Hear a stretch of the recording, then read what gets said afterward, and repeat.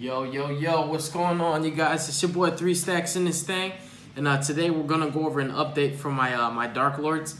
A lot of people asked about this, considering the new trap is actually pretty good and it doesn't target, and it can be used on you. So it's like it fixes a lot of the problems where, you know, there are certain plays they couldn't stop, and then where you're running low on life points. I think that's a great trap. So what we're bringing to you is pure Darklords to maximize on their ability to control the duel.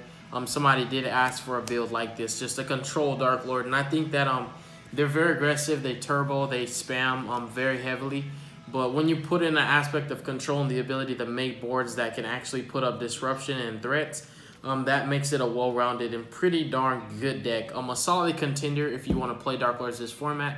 This is a recipe that you can possibly replicate, but not card for card, of course.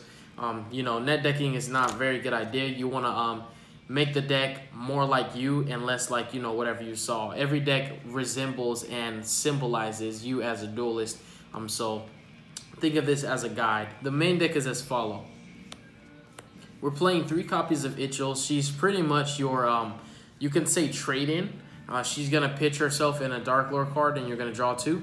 And every Darklord that is newer, they all have this ability where they can pay 1,000 life points, and you can apply the effect of a Darklord spell or trap. So you pay 1,000 in target for cost. You apply its effect, but you don't pay its cost. All you do is apply its effect, which is really amazing, because some of them traps have costs. Well, all of them do. All the traps have costs. The spells don't. So you apply the trap, but you don't pay the cost, and then it gets shuffled back into your deck, so you can search it out and use it again. Pretty awesome. They're amazing cards. So Yugioh's kind of like your main go-to. Then you play 3 Superbia. Superbia is how you just abuse how this deck is able to just load the grave very consistently. And it's not once per turn. It's a really good combo extender, play starter. It's a good outlet. It's just a well-rounded card. It's 2,900. It's a level 8. It's dark. It's searchable. It's just, there's so many good things about the card. And these are the only Darklords that I play at 3. The rest are all 2 of. So next up, we play 2 Nasty Boys. Nasty Boy, for some reason, he's on the artwork of the new trap, so I guess that makes this guy important, right?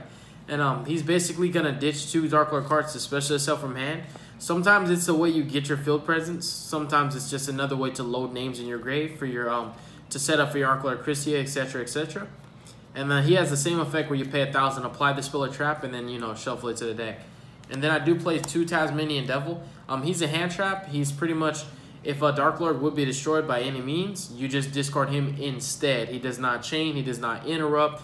You can use this effect in the middle of Chain Link's resolving. That's how the card works. Then we have 2 copies of Douchebag, because this guy is pretty savage. So he's going to pitch himself and another Darklord card to add a Darklord card from grave to hand. I've used him to add the trap. After I Foolish Bearer of Goods, I've used him to add the spell, banishment, and like activate it again, insert. I used him to grab Yugioh so I could draw more. I've used him to just grab trade-in targets. He's very versatile. He is 28 defense, which is the most important thing about him is that he's a wall, just like Yugioh is. And then next up, we do play 2 Darklord Zerados. So Zerato is you don't really summon him with his effect, because if you have 4 more darks, you can like summon him for 1 tribute. You use him because he can discard a dark monster and destroy all monsters your opponent controls. So this card is a main deck Raigeki that you can easily tutor out the grave. He's 2,800 beater and he's level 8.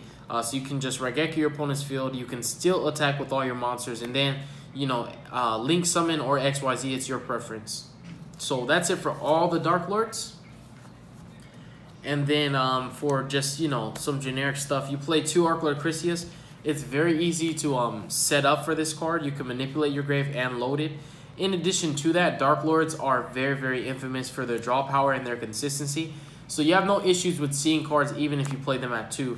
You even sometimes see like literally 2 of this. Like this deck really does draw a lot. Like it can deck itself out turn 1 if you don't know when to stop. And then you play 1 Blue Boy because I do play a Spellbook engine. Not only for the +1, but also because there's no normal summon that actually matters. So I was like, I could play Ukobak, but I was like, you know what? The Spellbook engine would do me more justice, because instead of playing Ukobak, I just play Foolish Burial Goods, which literally does the same exact thing.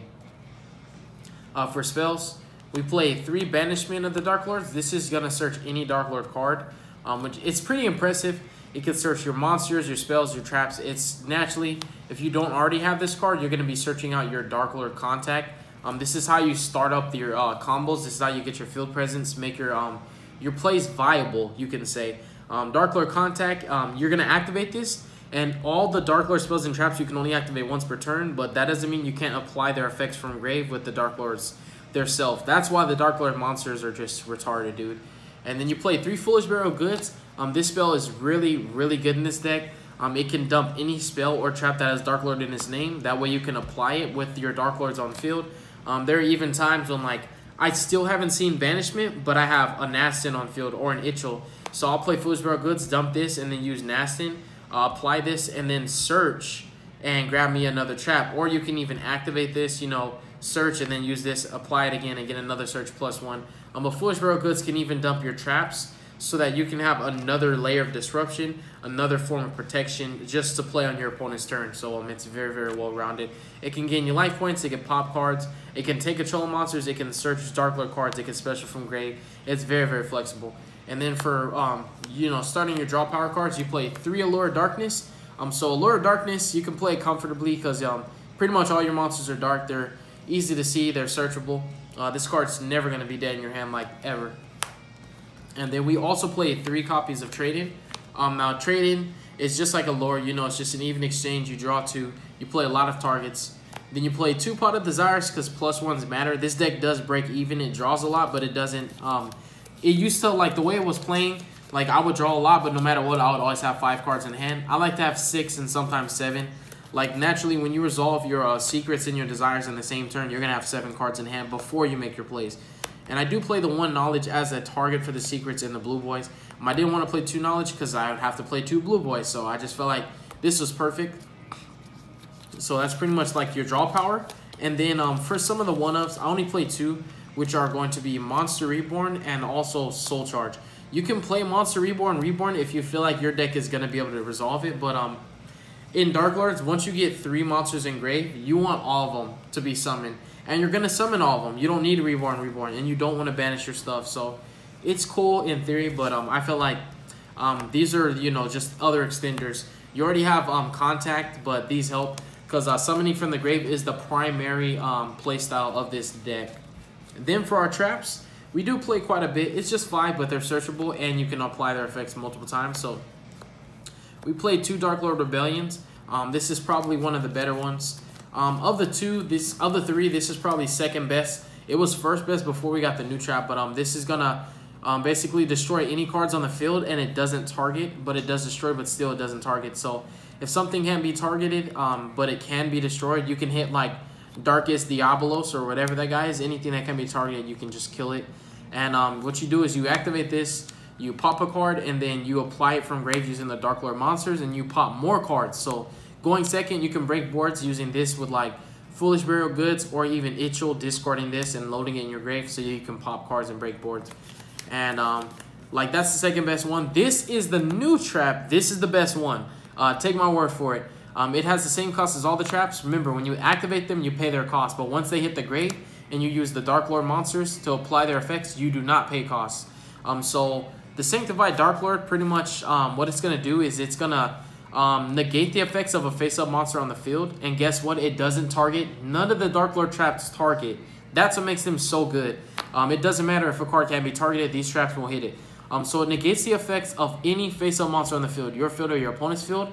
And then you gain life points equal to that monster's attack. So you can even target your own. I mean, not target because it doesn't target. You can even negate your own Yugioh. Like, for example, Yugioh's effect, pay 1,000, apply this. And then negate Yugioh after that. You've already used her effect anyways. Gain 25. For example, you can use this against Electrum. You can use this to stop yourself from getting FTK'd.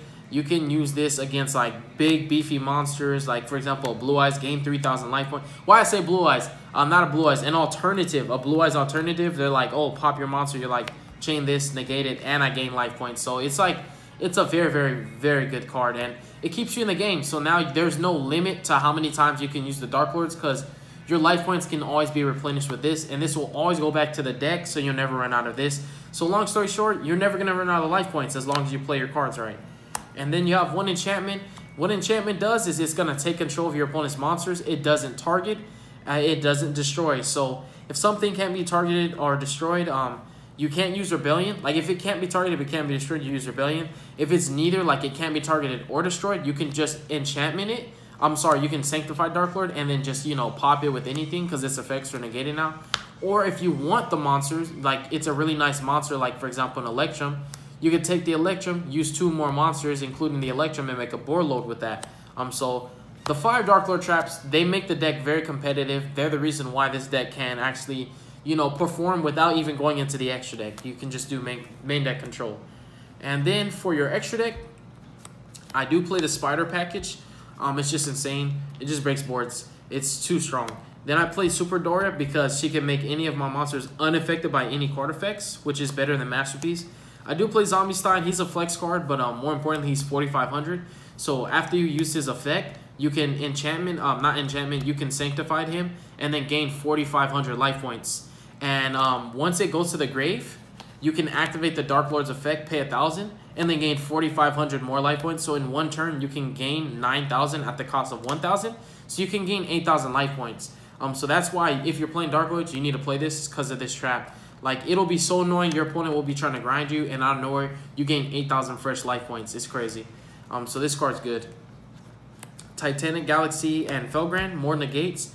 Divine Dragon Lancelot, Divine Knight Lancelot. He's just, you know, he's just another like really standalone card. When you're going for game, attack directly, hit something that's in your way, really strong. And when you're going second, this is another package. You can't always do rank 10s. Rank 8s come up more than rank 10s. So you want to go effect, steal a monster. Then you want to do this. So you want to kind of like combo these off with the Galaxy package to make sure the board's completely broken. For example, you can take control of 2 monsters. Or you can just do this, take a monster, then you do this, pop a card, then you do this, pop a card, then you do this, pop a card, effect from grave, pop another card. By that point, the board should be broken. But the Galaxy package is pretty powerful, especially in tandem with the, you know, the Darklord traps. It's just like you can hit multiple threats at once. Really strong. And then for links, we play Skull Dread, we play Boarload, we play Decode, and Underclock. Just some generics. Pretty easy to go into. This is going into the most frequently. And it's strange, like, you would think that this deck draws enough, but it's his effect to special summon from the hand that's more important. It's an extender that doesn't require for you to have, like, you know, a loaded grave or anything like that. And board load is just like, he's a problem solver. So that's pretty much it for my Darklord deck profile. Thank you guys so much for watching. Let me know in the comment section below what your honest opinion and feedback is. I'm always open for constructive criticism, be it good or bad. Doesn't matter. I'm not sensitive. I don't take anything to heart. I appreciate you guys. I love y'all. God bless you. Make good choices. Don't hurt your brain cells. Y'all have a wonderful night. And what's coming up next is going to be, I think, Vendreads. I'm going to do like at least 7 deck profiles tonight. Peace out, y'all, and stay tuned for the next video.